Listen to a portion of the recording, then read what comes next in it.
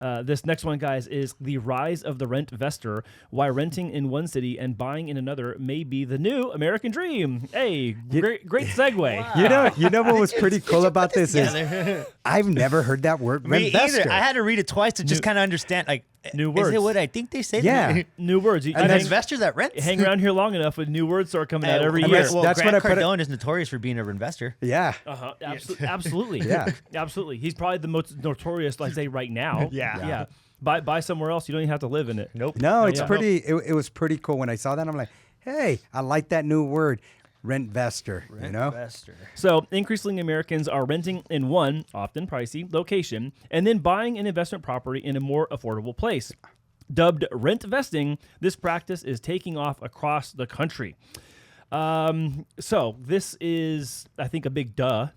I think part of it is Yep, affordability. yep. My opinion is, if I can't buy here in San Diego, I'm looking at where can I buy, even if it's out of state, even if my rent arbitrage is a couple $100, but someone else is paying it. And I think that's kind of the business model of this. When it comes down to real estate investing, you're looking at your cap rate and you're looking at your monthly return on cash. And I think that that's the same approach.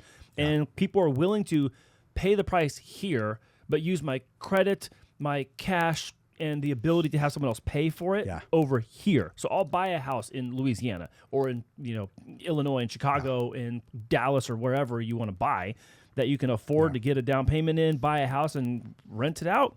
I'm seeing this a lot. Yeah, because they're building capital. You know, if I can't afford it here, well, then I don't want to throw my money away. Let me try it somewhere else where it's going to be a lot more affordable, and let me go into a joint venture. And again, it talks about the millennials, kind of ramping this up. And I think they're the ones that created this new word, because they're willing to take that leap of faith with that joint venture agreement with a family, with a friend.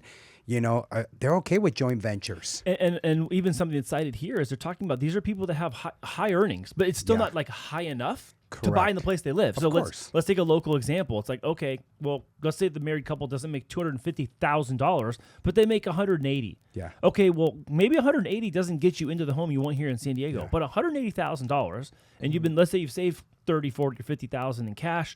You can use some of that money to go buy a down payment or put a down payment on a place you can buy somewhere else, and that place can be short-term rent and long-term rent and create some cash flow. One of the things that I feel people don't fully understand is that sometimes it's not easier to get an investment property, but it's more accessible, meaning that you could find ways to get that rental property a lot easier than if you're going to go apply for a primary house because of all the stipulation that goes into verifying every little last thing, your debt to income ratio, whereas an investment property, if the numbers make sense and you're able to come up with that initial capital, the bank's going to give you the money to do what you have to do a lot easier. Now, there is obviously risk and other stuff, that come tied to it, but it's a more lucrative way to basically, break into the home ownership. And it does require a larger down payment. Of course. But, going back to what you were saying, Andy, there was an example here where somebody lives in Calabasas. We already know that's where the Kardashians are from, so that place is just banging, right? Like it's expensive as heck. $100 for a croissant and coffee. So they talked about this person that rents there, but they bought an investment property in Palm Springs, right? They bought it in Palm Springs because you have a bunch of stuff going on, Coachella, you get a bunch of people Vacation, who are in the summer, winter, they rather come over here in the desert, where it's nice and warm, good weather, but what have you. But what they look at a lot of times is if my rent's X amount, but I'm earning X amount here in positive cash flow on that rental, it helps me offset that rent payment too. Yeah. Or some people may just use it like, well, maybe I'm okay renting for a condo, whatever, very low over here, and with those rents, I'll put a down payment later down the line on one of my Calabasas homes. And he's just literally stacking up and saving up the money. That's it. Yeah. So people are using it for different reasons. Some people is like, hey, I can just use it, hire a property management, let them control that. It's like if I don't even own anything, but I just see, that mailbox money coming in every month. Yeah, a couple of our friends we've had on Friends of Mortgage Heroes, they're out all across the country looking at places to buy because they're of the mentality of I'm just going to grab as many as I can get. Yeah. And so then I know the people I'm talking about, like Chris Aguilar and Ivan, they they also live here, Yeah. but they've made a business of buying places and owning them and making them nice and making them inhabitable in some cases when they're not, bringing them up to snuff, and then putting them on the market for someone to live in and enjoy their life. So the whole kind of grab as much as you can idea is not really a surprise to me. But I also know that this article specifically, it is reflecting people's, I don't know, I want to stop short of saying desperation. I don't think it's desperation, but it's like, you know what? I just want to own something. If I got to buy something out in Tucson and I live in San Diego, I'm just going to buy something rather than have nothing in the end. Yeah. Agree, disagree? What do you guys think? No, it's very true. Very true. It's like that FOMO. It says it right here.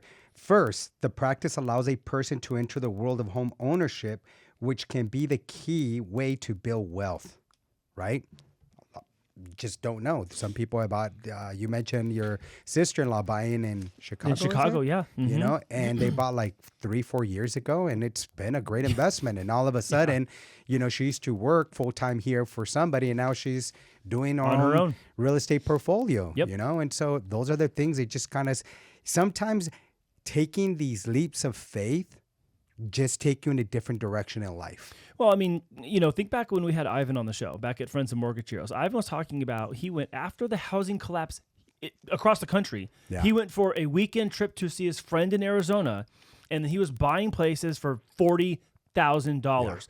$45,000. Someone else saw the vision. His uncle, remember, was like, "Oh, how bankroll some of this?" Yeah. And they were buying up places, and then it became a portfolio over the time. Now, is there a really sweet timing element to that for him? Yeah, absolutely. Of course. But that could be the same story for other people. Could be the same story for any of us here too. But it's about doing something about it versus just sitting in your hands and going, "Yeah, maybe the bus will come around again. Maybe the bus will come around again. Oh, maybe the bus will come around again." But it's one of those things he didn't know. He went just impulse, like, hey, I believe in this, and it blew up for him. But sometimes that's how it has to be. You just have to be at the right place at the right time with the right people, and hey. But he's also been patient. Yeah. I mean, now I'm talking about, like, I think it's 2013. I want to say it was 2013. Yeah, I'm going to say the last time he bought a property was like 2013, 14, and that was it. Yeah, but even, I'm just saying it for time sense, that's 11 years now. Yeah. So this idea, like you're going to buy it on Monday and sell it on Sunday, that's not the deal. Yeah. You know, even our friends that own dozens or hundreds of doors, like, they've held them for years, and now we're talking about like a decade, and then now beyond a decade. So there is a patience part of this, of course, that can very easily be overlooked, but you have to start somewhere. So I think the whole rent investing thing is people seeing this from people on the internet and watching the real estate conversations happening on social media, going, "Oh, they did that over here when it was risky, and it's risky still. Oh, it's going to be risky again later. Yeah. It's still going to be risky even later. Now I got a personal decision. I'm either going to get in or I'm not." Yeah. I think that's driving a lot of this. No, it's so true. It's so true. Yeah. I don't think it's like just because there's TV shows and that kind of thing. I mean, I know they're kind of like trying to talk about that in the article, but really it's the attitude of just getting as much as you can, get in how you can, get in, just hunker down, own something, hold it. And that's exactly it. You just gotta hunker down, right? Because although it sounds great, you're renting and then having a mortgage payment elsewhere, it can be a little overwhelming to some people. But that's why there's always resources out there. There's always like, go and find a good property manager, or if you're looking at doing this and you have time to do a side hustle, just read the contracts and, you know, call your friends, go Facebook it, Instagram it, you know, who's got the best rental contract for Ohio, for Chicago, and you'd be surprised how many people want to give this information. Yeah. Well, and I mean, the deal is at the end of the day, you're going to have a roof over your head, right? So if you're renting here and you still have a roof over your head and you want to buy a place that puts a roof over someone else's head, at least it puts you in an ownership position, and it puts you in a position to decide long-term that you're going to hold this. I mean, how many of you watching the show right now, you have an IRA, or you have a 401k, or you have a savings account, or an interest-bearing savings account, or you have your money in a CD that's 6, 12 months or longer, and you're putting your money to work somewhere so you can have a return on that. There's a functional similarity in that sense. Of course. And this is one of the ways that people are doing it. Yeah. And some people have it managed where others don't. Yeah. You know, others in 10 years see that their rate of return is like 19, 20, 30%, right, where others see only a 5% return. Yeah. Again, it's all in the, in the risk factors and who's managing it. And sometimes at that point in time, it's always good to have a financial advisor that really understands it, or you could just be the financial advisor and maybe, manage it yourself. Yeah. So, Well, I think there's something I was told a long time ago, and it just always seems to be just true all the time. It's like you make your money in real estate when you buy it, not necessarily when you sell it. It's not just when you sell it, right? Because you're going to make your money when you sell it because it's going to be higher than before, unless you go upside down for some reason. But if you haven't and your mortgage balance is being paid down and the market's still appreciating as it has been, you really make your money on that day you buy. Yeah. Not exactly the day. Don't get all in the comments like whatever. You're staying somewhere 5 years, 10 years. You're holding it 5 or 10 years. You are just going to be making money. Yeah. Because that's what it does. I mean, guys, there's deals out there. That's why there's these wholesalers now. There's these flippers. We work with them. Yeah. We work with plenty of investors. Yeah. And a lot of people are saying there's no deals out there. Well, one of them just bought a deal for $550. Yeah. And it cost them $50,000 to bring it up to par, and the appraisal came in at $850. That's the thing that pains me so much when I hear people that aren't getting qualified or they're maybe discouraged and they're not taking action. Let me rephrase that. It's not about people that are not getting qualified. It's the ones who are qualified and they're being discouraged and they're not taking action because they're discouraged. And it's like then that same place you could have made an offer on, maybe bid on, someone else went and snatched it up. Now you don't have it. Yeah. And it's like we can't foretell what's going to happen in the next, 6 to 12 months. I mean, rates are going to come down. We know that's going to happen. It's going to take a little bit of time, but we know that's true. What I know that's not true is that houses aren't just going to show up from one night to another to fill the gap. Right. And that's the one thing that, people need to really consider that. Yes, rates come down, but then what else will happen? The demand goes right back up, and then the houses go right back up. Yeah. So it's like right now, if you were in the position to afford the house that you like, that you're okay with, definitely take that jump because later on, it's not going to be the same. It's definitely going to be different. Who knows how it's going to be, but I guarantee you it's not going to be more positive than it is right now. Who knows how it's going to be. You're absolutely right. To go back to the deals, there is deals out there, but there might not be the deals that you're looking for. And that's why you always have to be open to, how the market is. Work with someone that's hyper local in your area because then you're going to really know the dynamics of how that community is moving and you're going to have a lot more leverage, so much more leverage. So working with somebody that's hyper local is going to leverage their resources. They know the area and they know exactly what needs to be done in order to break into that. So important. So important. Right now, relationships matter. Everything is about relationships. To be honest. Good point. And I think that goes true even if you're a Rentvester. Like you're here and you're going to buy somewhere else. Find that someone else in that somewhere else, and let that person be your guide towards getting that place. Well, who better? A lot of people kind of go, I got to pay a property manager, 10%, 8%. Why would I pay them if they're just collecting a payment? Listen, when you got a good property manager, that is your partner. Yeah. They understand. They're hyper-focused on the areas. At least that's the person you want to find.